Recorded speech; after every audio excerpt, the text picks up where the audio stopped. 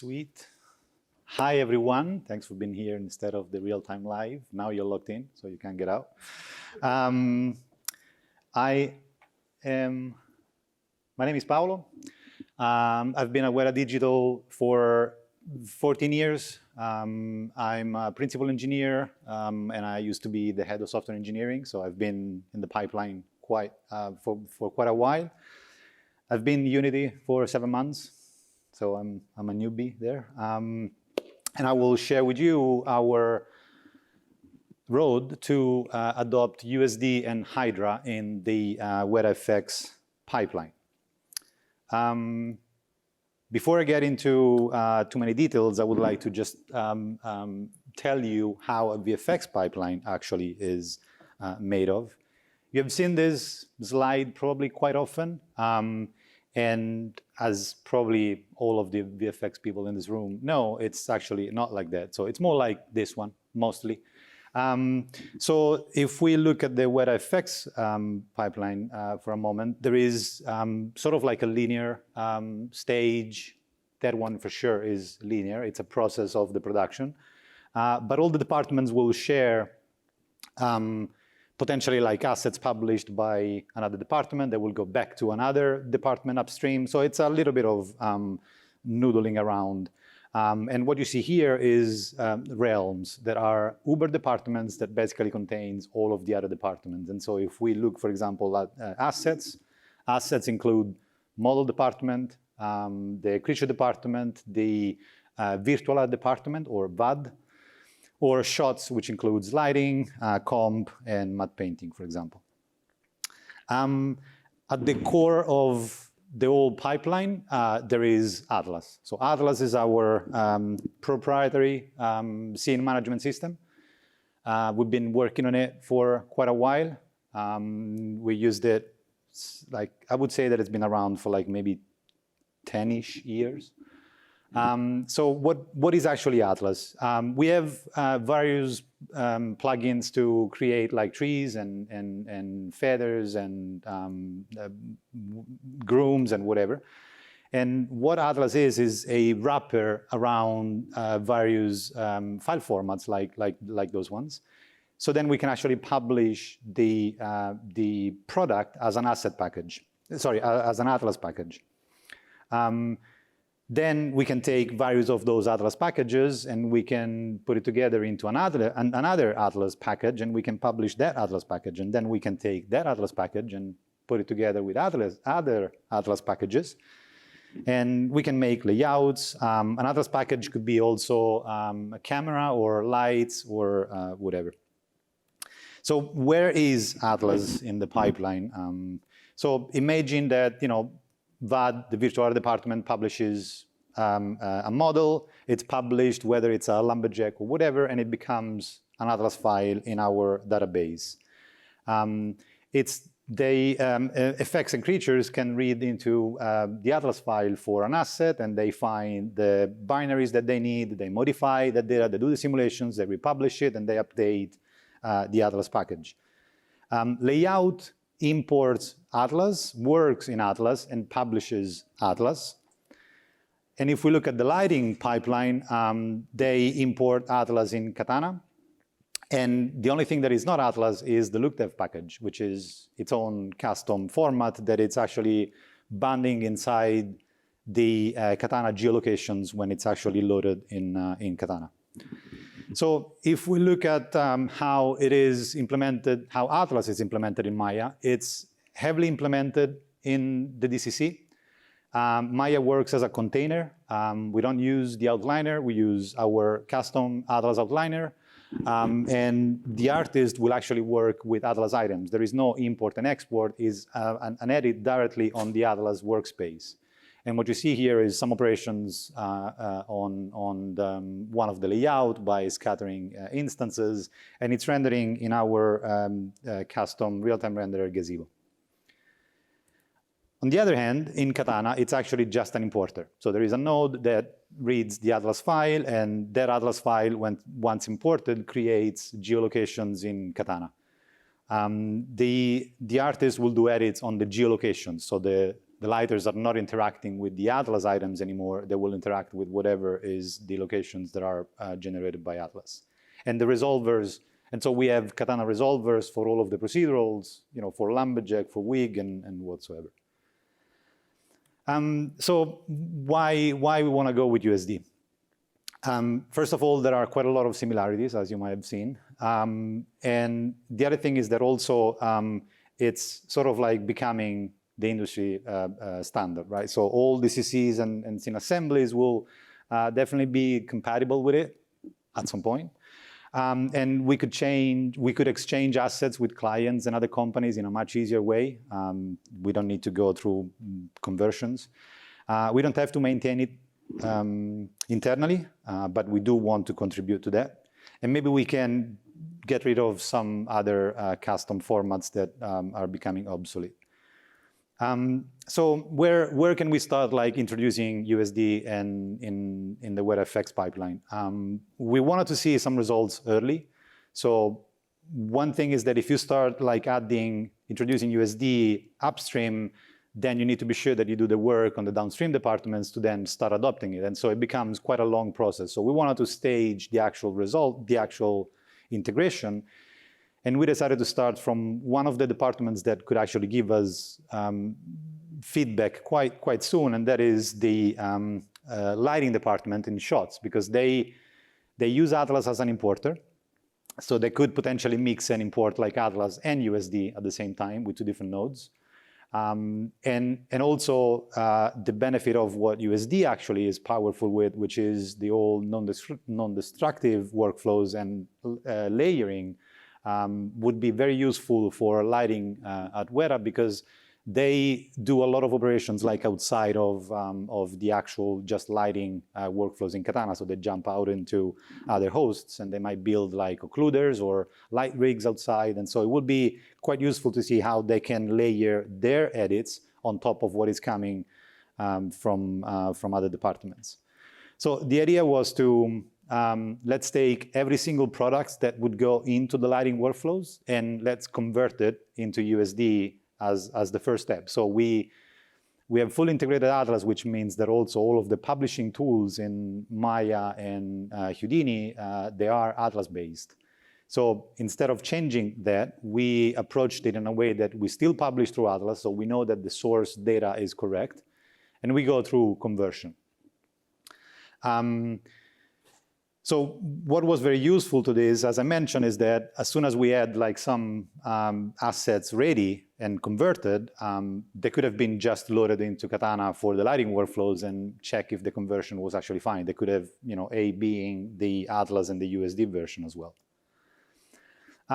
So the road to USD, it's not easy. Like it wasn't easy. It has been a year and a half, I guess, or even more, I guess, at this point, maybe 2 years of work. And it took a lot of different iterations. We definitely started with the assets because they were the most embedded and isolated packages. So we looked at the geometry. We have a custom file format called Bake for the geometry. I know it's a very simple name for a plugin that bakes the geometry down on disk. But that part was fairly easy compared to all the rest. And I'll get back to this point in later slides. But then we have a lot of custom procedurals, as I mentioned. So we have procedurals for making trees, for creating braids out of simple curves. So we wanted to be sure that we were doing all of the work with the procedurals as well. And this is the part that it took, for us quite some time, because it wasn't clear exactly how USD was going to be working with the procedurals, but we did, approached it in some ways. One thing that I would like to mention is why it's important that we keep the procedurals also in USD. We have seen other companies that in some cases that were just baking the results in USD files. Our pipeline used to work that, if you publish an asset, the lighter will always want to be able to tweak a few things at the end, right? So what that means is that if you have a Lumberjack asset, for example, if it stays as a procedurals, then via tweaking some parameters, they could change the canopy density, they could change the leaf size, they could change the thickness of the procedural branches, they could tweak various things. You cannot convert a acacia tree into a pine tree, for sure, because that's a different asset. But you do want to be able to tweak a few things. And one other example is for like the wig procedural, for example, where we have, if you look at peach fuzz as an asset, peach fuzz is a lot of fur on the skin, and we quite often just keep it as live deforming in the procedural, which means that there is an underneath mesh and the wig procedural runs on top of it. And on every frame, it deforms the actual fur. If we did not go through procedurals, then we had to bake all the curves per frame, and it's going to be like millions of curves per character with all the assets. We use peach fuzz. It's used for like, the tiny peach fuzz on the pants, or various different things that gives you that soft look on clothes as well.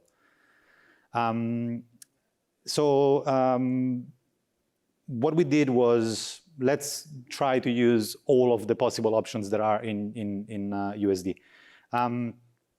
Definitely, we needed to go through USD schemas. USD schemas are the basic to try to say that a prim in USD, it's actually a very specific type of prim that you can then use APIs to query and do various things with it. So it's recognizable in the whole stage, in the whole USD stage.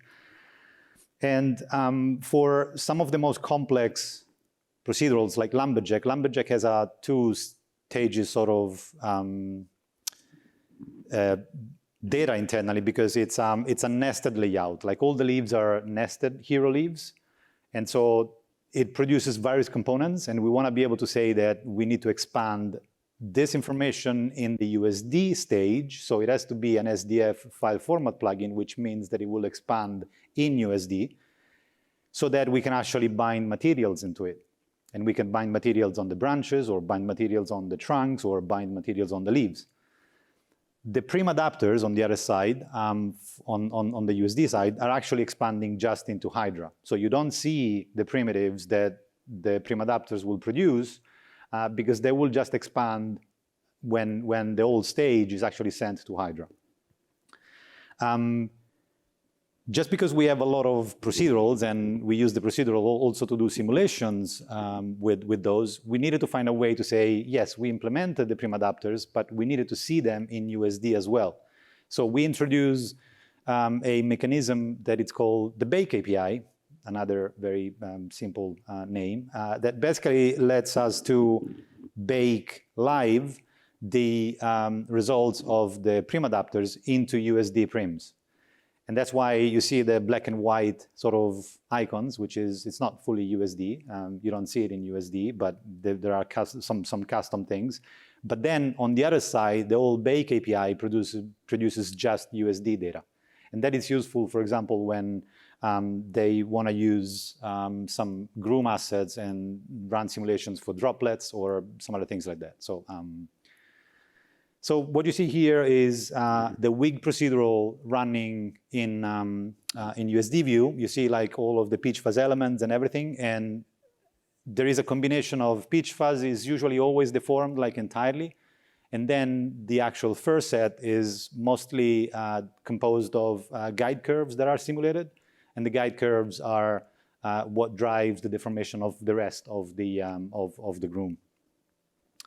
And it renders properly in all of the Hydra capable render. So we wanted to be able to say that the prim adapters were render agnostics. The other important component of an asset is obviously the look package. This is where some of the things are quite often hidden behind like some of the secrecies of the various companies. And so for this one, we basically do either a conversion, or we can actually author in this case, because it was, as you remember, the lookdev package is the only one that it's not going through Atlas. But we did some more work to actually author also lookdev directly in USD. And whether it's converted or authored directly in USD, the result is there is a USD shade that is compiled, and it's actually set as a source asset implementation in the USD shader prim.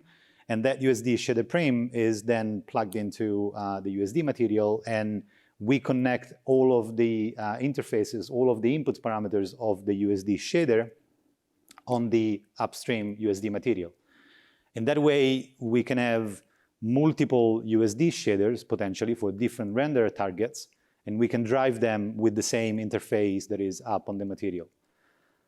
As you might remember that I said at the very beginning, we have 2 custom renderers. So that was the idea. We drive one target shader for Manuka, one target shader for Gazebo from just one interface up in the USD material. So one thing that was important for us is that artists don't always use Manuka and Gazebo in their viewport. And they want to be able to say, I want to see my assets in standard Storm in this case because it's USD view, or in Hydra, in Houdini GL, in Solaris, or everywhere that it's not Gazebo and Manuka delegate. But one of the main problems is that the shader itself is the actual, as I said, like it's where it contains all of the different secrets, like to actually get the look that we have out of our frame rendered. So what we provide from the elements that will be rendered is just standard shading like this one, but what we can do with Manuka is that we can actually provide a alternative representation of how it's going to look in Manuka. So we didn't want to spend time in making a shader that is close enough in GL or in Storm to our shaders. We prefer to have a more automatic system that was going to convert how the asset will render in Manuka into something that is representable in any delegate. So Manuka works with different stages during the render process, and shading and tessellation happens before light transport. So what we are able to do is that we're able to cache on disk the results of the shading evaluation and the tessellation. And we save them into what we call MP stores, which stands for micropolygon storage. And those can be also pre-generated. And they contain like all of the micropolygons produced by the tessellation from Manuka, and per vertex, all of the informations of the various lobes or the layers of the materials. When we pre-generate them with the assets, we call them asset caches, which is opposed to the shot caches that can be produced by a lighter in a shot context, so diced from the camera. The asset caches are not diced from the camera, are uniformly diced.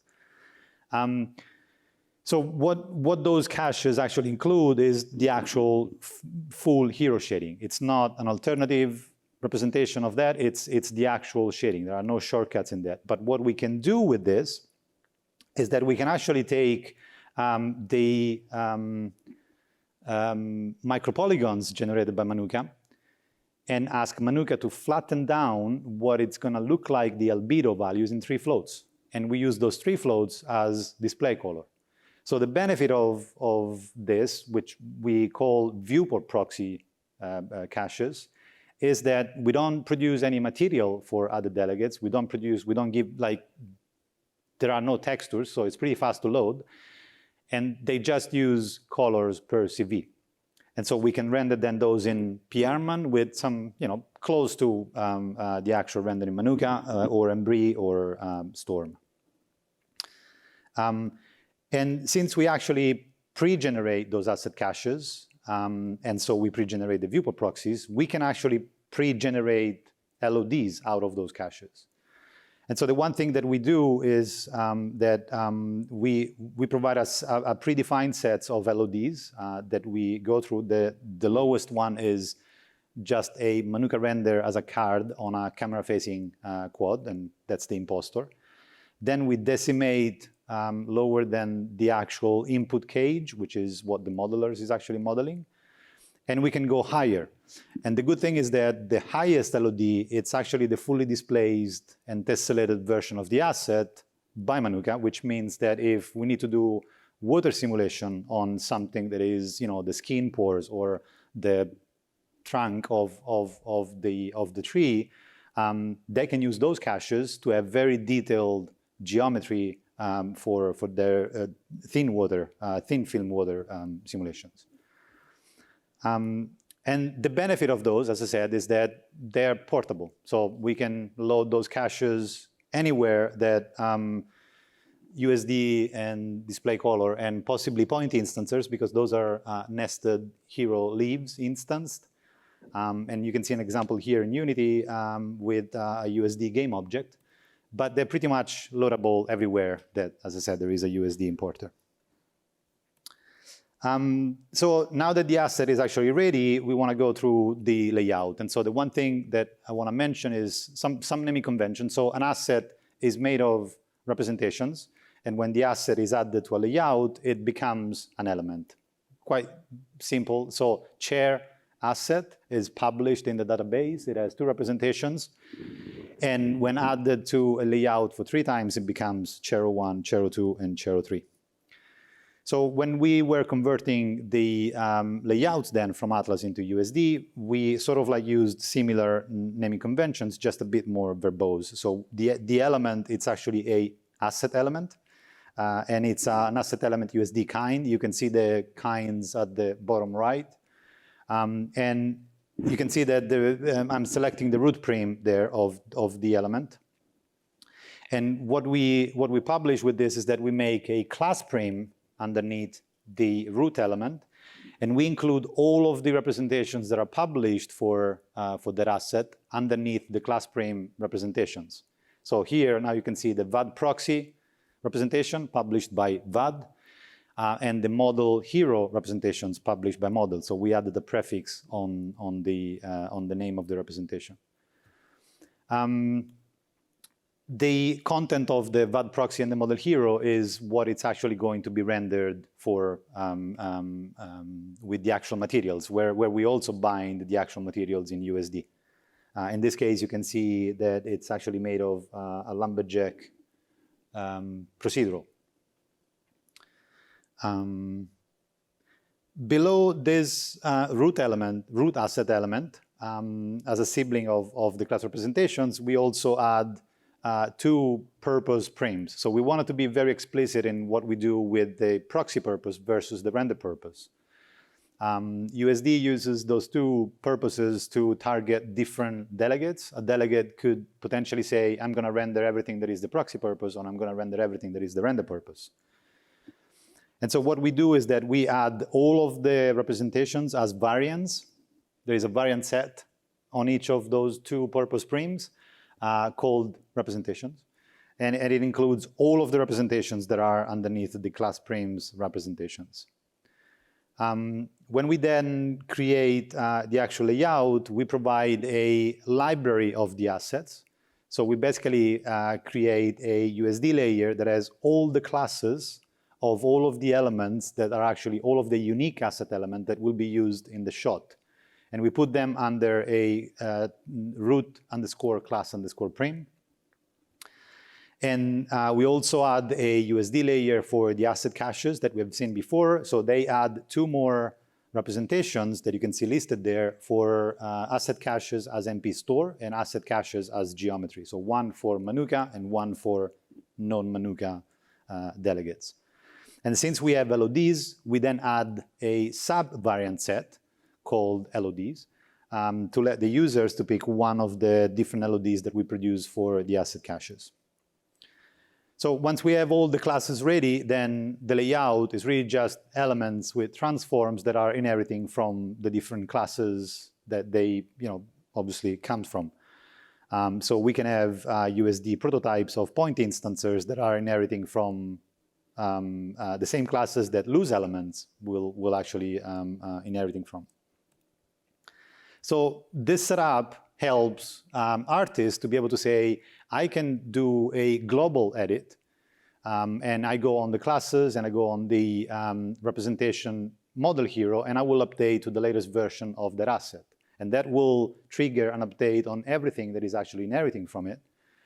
Or they can say, I actually go on the proxy purpose, and I will take on the proxy purpose just the model hero representation, and I will hide pitch fuzz, because we don't want to see pitch fuzz in OpenGL. But you might want to still see the hero skin, because it's the hero model that you're interested into. And so in doing that, they can either do global edits or per element edits. One other important thing that we have done in our current pipeline is what we call implicit instancing. So implicit instancing is pretty much like it's very useful in the reality of how layouts are actually published, where not everything comes from a point instancer. And quite sometimes you end up with 100,000 elements that are all the same elements. And supposedly they were better published as instances, but they're not, for probably pipeline reasons. And so in this case, you can see on the left, there are repeated same elements. And what happens in this case is that the renderer, even though it's good for the artist and it's good for the pipeline, the renderer will produce individual prototypes for all of those things, and it will spend memory and time in expanding procedurals and in doing shading and tessellation for all of that. So we did a lot of work to support this in Katana, and we found quite a lot of similarities in USD with what they call native instancing. So we wanted to leverage directly the native instancing, so we provided a way to the artist for changing the metadata on the frame to make it instantiable. And you can see that we make instantiable proxy and the render purpose frames. And the reason for that is that imagine you open up a layout. The default LOD settings is imposters. So you can actually see a very large layout. It loads pretty rapidly, and you get millions of instances of your layout.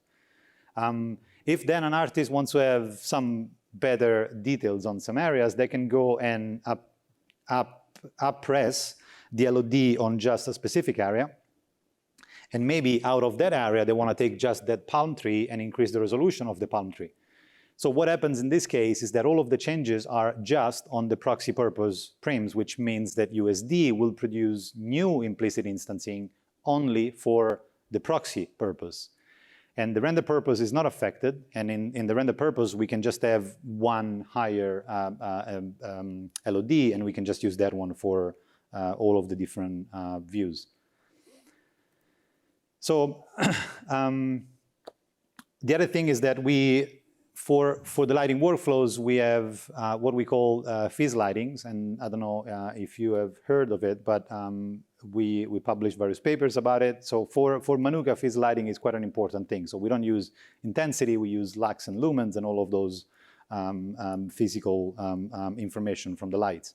So what we've done was to extend the USD lux schemas with fizz lighting details out of the different type of lights that you can see here, like for sun, for sky, for area lights, for image-based lighting, and all of that. So now that we have everything converted, sort of ready to be renderable, we needed to do the work for the Manuka delegate inside the viewport, because now we want to see something in the viewport.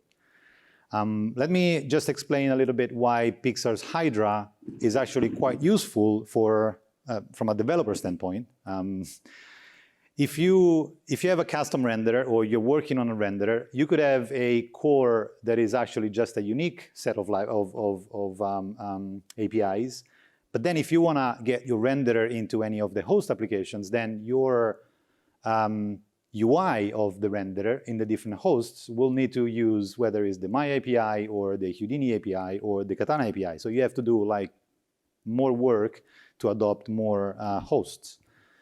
What the Hydra delegate allows us to do is that from our point of view, we make just a Hydra delegate, and then we'll leave the rest of the work to the vendors to say, if you implement your Hydra support, you will have our renderer available in your host, plus every other Hydra delegate that has been implemented by others that have custom renderers. So this was a very good way of, for us to potentially, moving forward, remove support of Manuka in viewports, say out of Katana, and maybe we can switch Katana into using the Hydra delegate. So what you see here is Manuka running in the Solaris viewport with the Loki procedural for water and fire, and the phase lighting sky and sun, and the wig procedural for fur on the chimpanzee that you have seen before in Houdini GL.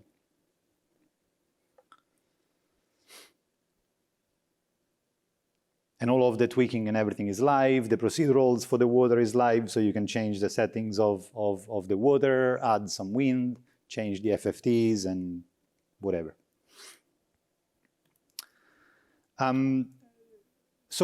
But as probably all of you guys know, we don't do finals from the viewport. So we do finals from somewhere else. And we need all of the different AOVs or more information than just the beauty pixel out of a render to do finals. So what you see here is a set of AOVs that we usually need to generate for making the finals. And those AOVs are described in USD with some specific USD prims. So one very specific USD prims is, for example, the render settings. And that render settings is where you put all of your render settings. You could have guessed that from the name. And various informations that are what AOVs do you want for this specific render settings. So let me tell you for a moment what AOVs are, and then we can go into the details on how to represent that into USD. If we take, for example, the top left, which is the beauty AOV, that basically produces per pixel at least a RGB value and a alpha value. So what we want to tell to the renderer is that the renderer has to produce, say, in this case, 2 buffers, or just 1 buffer with RGBA. But let's say that we do 2 buffers, so we split RGB pixel values from alpha pixel values. And we want to use those 2 different buffers to actually be written out as a single EXR on disk. So those 2 RGB and A buffer values are what USD calls the render vars. Those render vars can be added as relationship to a render product, which is the actual output that you want to do. And that output is basically it could be an output for the geometry, it could be an output for a file on disk. In this case, it will probably be an EXR.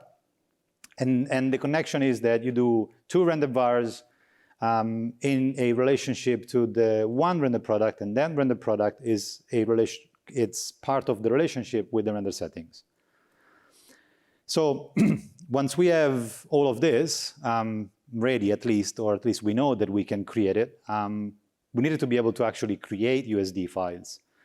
By the time that we were doing all of this work, there wasn't really a USD editor ready. The only one that was actually ready was Solaris. So Solaris, more than 1.5 years ago, was the only one that was able to do live editing of USDs. And so we started with a lot of nodes in Solaris to create what we needed. So we made a node to create AOVs, which basically creates render settings and render products based on what we need, whether we need to do deep RGBA renders or whether we need to do AOVs for denoising. We made it easier for the artist to just have checkboxes, and underneath this one is just creating USD prims. Those are the example prims. So you can see that there is a render product called, in this case, I've actually just used one render product and one render var. But the render product is the one that includes the output. And whatever is writing the output buffer, it's called the driver. And we pass the driver information to the renderer, to Manuka in this case. And there are some default schema values that are actually valid also for us. We only extended it for extra driver parameters. And you can see here the render var. As an example, there is one selected, which is the combination of RGBA. You can see all the other render vars described in the USD SIGGRAPH tree there. So I mentioned we did the schemas for phase lighting. We needed to do also the nodes, so then the users could interact with this. So we extended all of the lighting nodes in in Solaris, and we've added all of our phase lighting parameters onto it. So one of the things that the work done so far actually opened and made available to the artist, it's a way of, I create my light rigs, or I create my particle system, or I do some simulation in Houdini, which is a powerful DCC, and I can export it as a USD file and import it directly in Katana. So that way helped, like, as I mentioned at the very beginning, the lighting workflow, because they might do blockers, they might do like some creative iterations to address some nodes, and maybe it's fast for them to just open Solaris and then export some USD files. One thing that, and going back to one of my very first slides, that we still think it's a problem, and some vendors will need to agree on this, is that it's all okay when we talk about basic geometry format.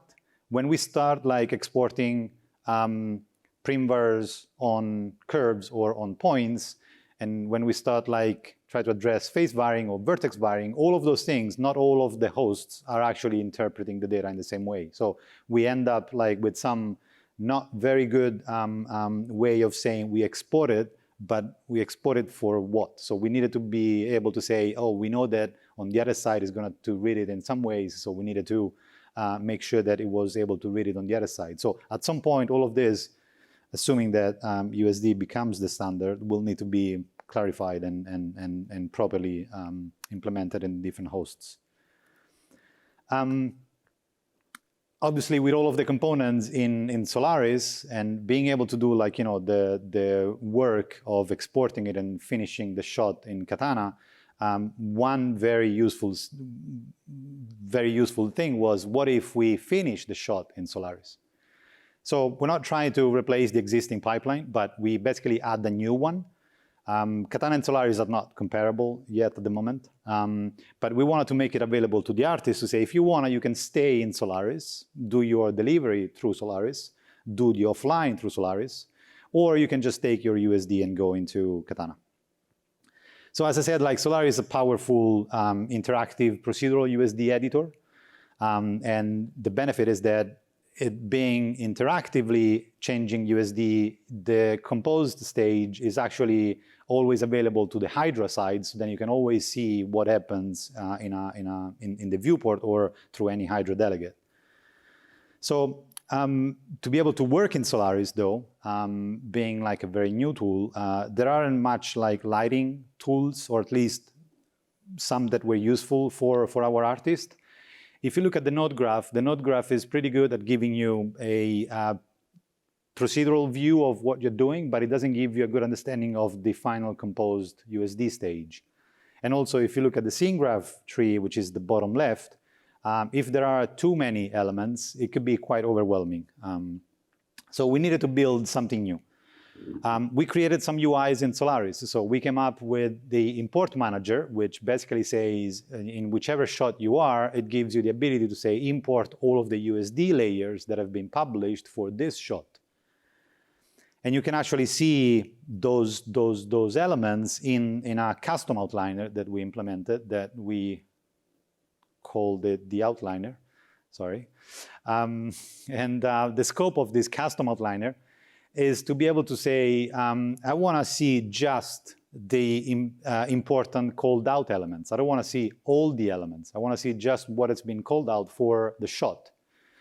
So those called out elements that we call call sheet elements are actually aggregates of elements that they individually are not important for the shot, but all together they make the jungle. Or if you look at the chimpanzee could have fur or costume pieces. All of those are individual elements. We just aggregate it into the chimpanzee. So now that and through the outliner they can actually see all the different shots and the status of those call sheet elements across all the shots, whether you want to load them on other shots. It's very important in the WebFX pipe to work across multiple shots of the same sequence. Once they've got the call sheet elements, and they also have obviously down to the individual elements in the SIGGRAPH tree, now they needed to create some passes. So we built a pass manager UI. This Pass Manager UI is basically just helping them to drag and drop things in passes that they have created. And it has an understanding of the type of object that you're dropping. So in this case, it's actually showing, for example, a specific column for the render settings used in a specific pass. They can also group elements within a pass, and they can group it by also inheriting geometry settings for specific groups. So they could say, I'm going to group all those elements because those are blockers, and I'm going to add my blockers settings that is like, primary visibility off, for example. And so since, as I said, like Solaris is a very good interactive USD editor, we always want to keep this very clear. So every operation in those UIs is actually editing the USD stage live. So there is nothing stored inside that it's not visible if you just look at the USD stage. So you can see that those whether render passes for beauty or creature only, whatever, they actually have USD collections with the elements that the artist has dropped in the UI. And what happens is that after the pass manager, where you do your setup with all the passes, you just have to add set passes on the different branches. And the set pass node, in this case, it just works as a prune node. And it says whatever is not in the collection, just prune it away. And it's not available in that branch. And at the end of each of those branches, they can put a custom render node. So the render node allows the artist to do an interactive render, which basically means from whatever I am, just evaluate the USD stage, write it out as a USD file, and then do a hydro offline render with the USD file that we created. We can also do batch renders, and the batch renders are more complicated because you want to save the heap file. And since you want to render multiple frames at the same time, you want to spawn multiple processes of Houdini that will evaluate each, different frames and will produce different USD files on disk. And then we render those USD files from remotely on disk. Obviously, the users were very keen to use the viewport in their Solaris session. But one of the things that you cannot do on a user machine is you cannot maybe load the entire shot, or maybe you're only bound to like loading one shot at a time because of maybe memory or whatever. Maybe the artist is also doing something else.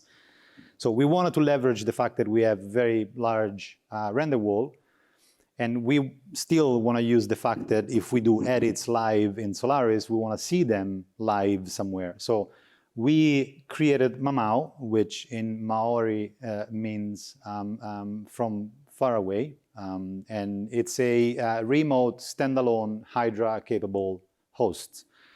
And what it does is that it listens to USD anonymous layers from the live session of the users. It receives the USD anonymous layers, and it provides back the results of the Manuka render that received the edits. And we can see it through our historical image viewer, Weka. And so how this works is that the artists can actually create as many Mamau sender nodes as they need, and they will work as creating an external viewer that will receive the edits, and it will send the edits on the wall. So the benefit of this is that the user machine, it's not actually affected by it. And they use a Mamau resource manager to visualize the status of each of those tasks that are actually running, the amount of memory, the latest log line, and stuff like that. One very useful feature that they wanted to have was, well, now that I got all of those running on another machine, can I see all of them together? And so we added this contact sheet view in Weka, so then we can send edits all at once through the Mamau sender nodes, and they can see the edits back all together in this contact sheet view, which helps them in getting a better sense of continuity across the shots of the same sequence, for example. Now we are to the point where did we actually use it? The VFX supervisor of this show and also co-author of the paper, Wayne Stables, he believed in the project since the very beginning. He really wanted to see it in action. And so we started quite early with the adoption in production. It wasn't a smooth adoption, but it was there. One of the lighting artists with more Houdini knowledge coming from a environment and effects background completed the picture and pushed the whole USD and Hydra through a full Solaris pipeline from the very beginning to the end. And we were actually able to deliver one of the shots of the Avatar 2 trailer with this new pipeline, which is quite a good result. All of the other shots were actually done with the usual Katana pipeline. So where are we going now? It's been definitely rewarding to see this new interactive workflow coming to life, and as well as also the blending workflow was a very good way of testing new things while they were coming.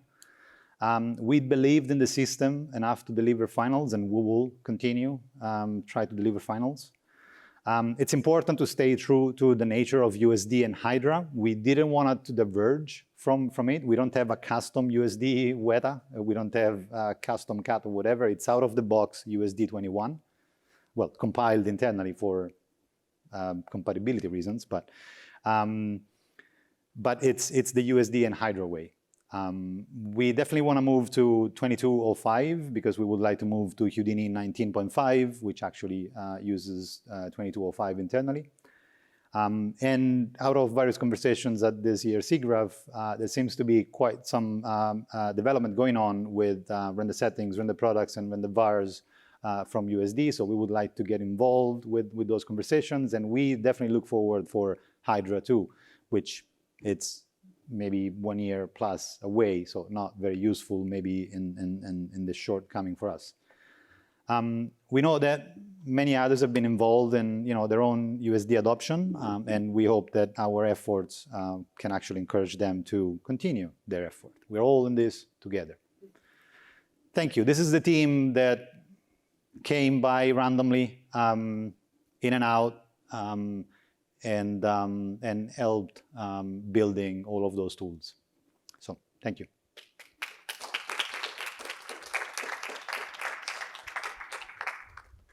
Any question?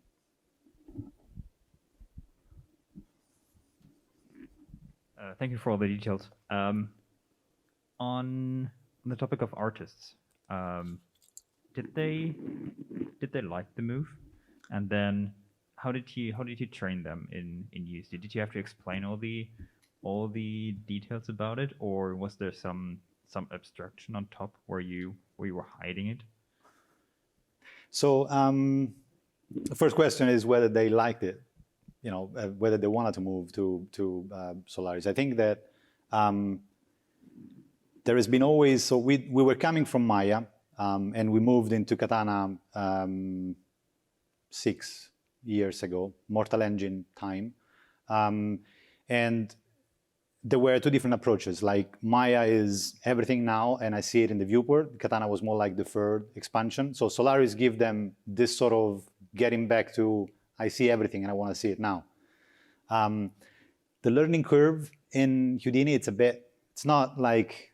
definitely not Maya. It's a bit more complicated, but once you get there, then you can step into it. Like could be a little bit of scary at the very beginning, but and the reason why I mentioned that we were able to do a shot with one of the artists is because this artist had knowledge of Houdini already, and he definitely wanted to stay in Solaris. He didn't want to move out of it, and he said, like, let me just do everything in Solaris.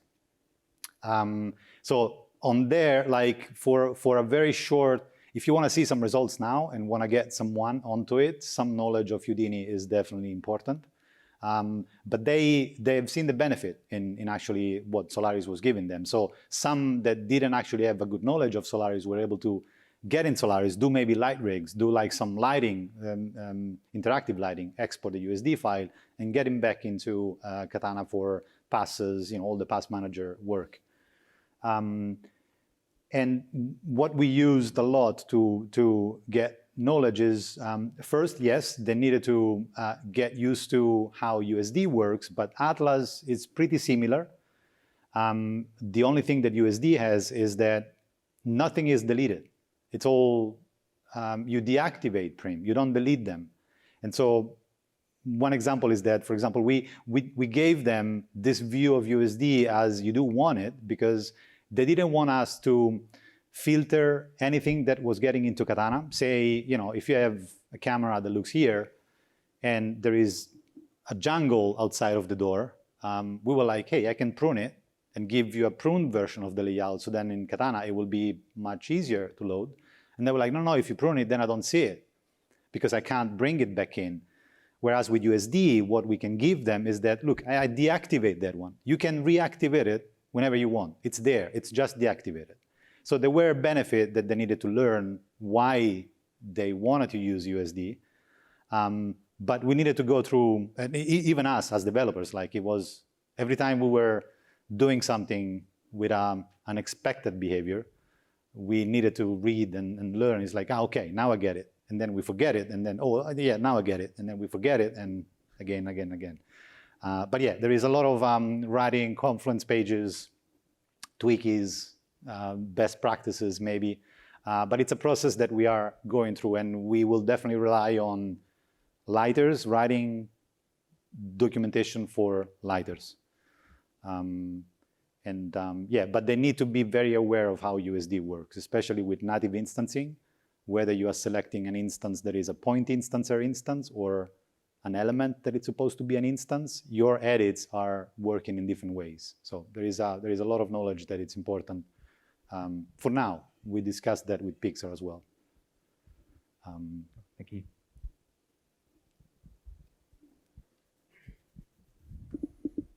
So if you had the time machine, is there something that you wish you'd known earlier that you learned along the way, or that you wish you'd done differently that would have made the rollout smoother?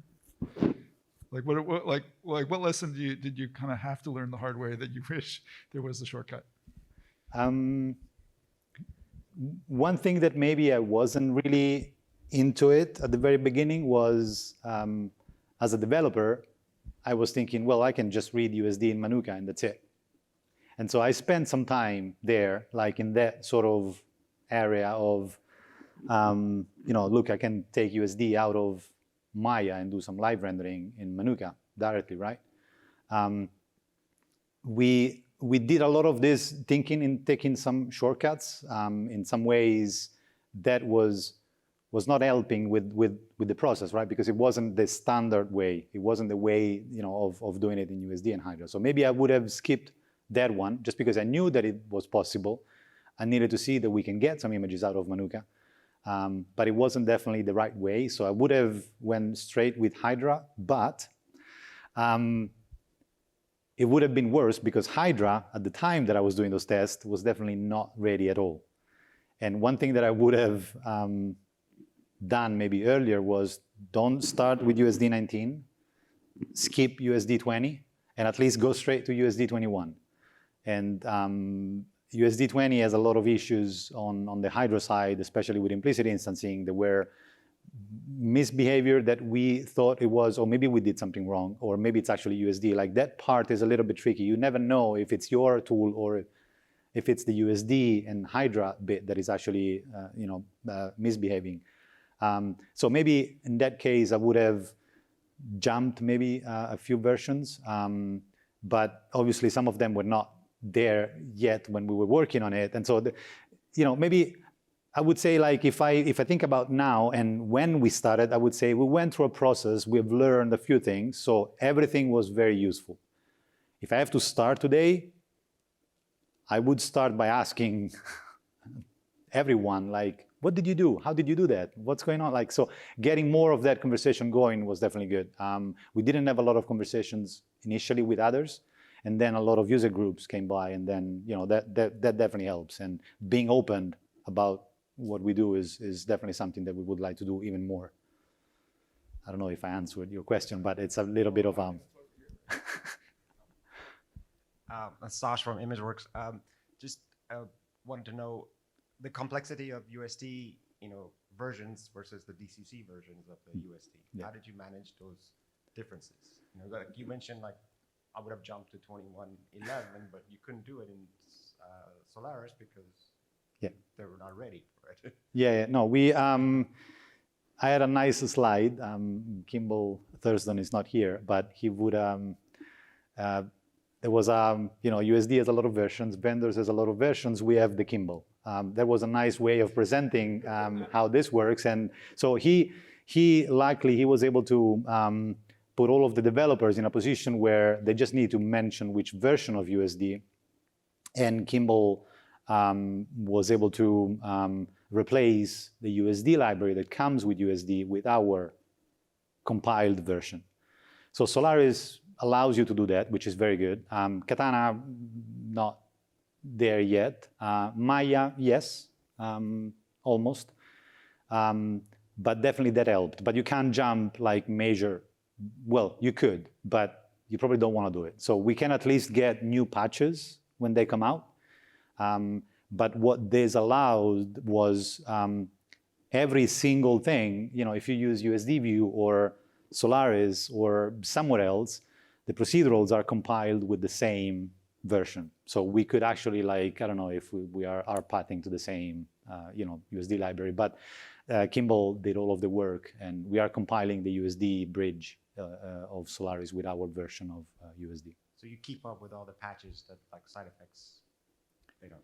So side effects does not have a lot of patches, which is good. And actually, I didn't mention this, and actually I skipped it in reviewing the slides. But Mark Tucker from Side Effects helped us with one addition to the API in USD 21 to be able to use native instancing and implicit prototypes in Hydra. There wasn't an API for that in USD 21. But now there is. I think that the merge request has been merged, maybe. But we can now, through this new API, thanks to Mark, get access to the implicit prototype that USD creates and share the exemplars across multiple point instances and multiple individual elements, which is not possible at the moment with Hydra as it is in USD 21. So they actually helped us with this. So that's and there is also an addition on like speeding up some processes with maps versus sets. But it's actually the only two things that maybe we still have, but I think those have been merged in, and we use USD out of the box, USD 21, which is 2108, I think. Yes. I have another question. Somebody has a question. Oh. I'll ask it. Yeah.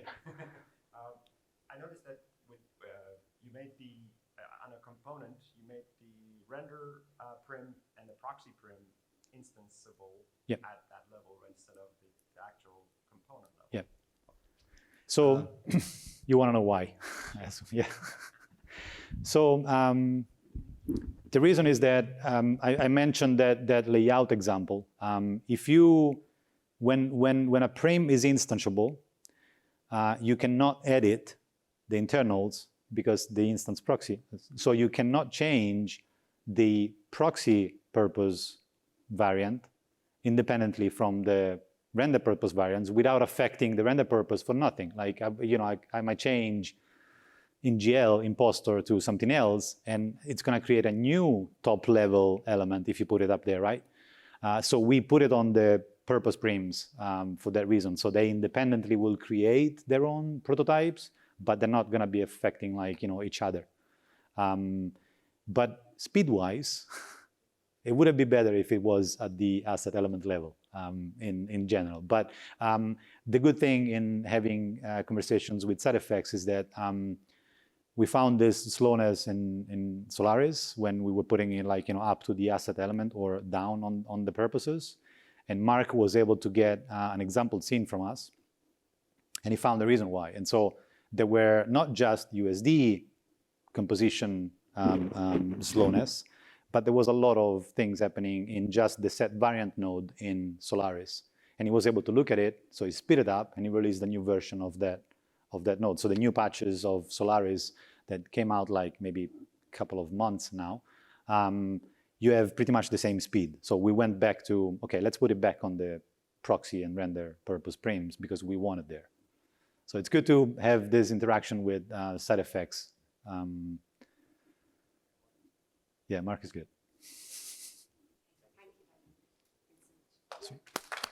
Thank you.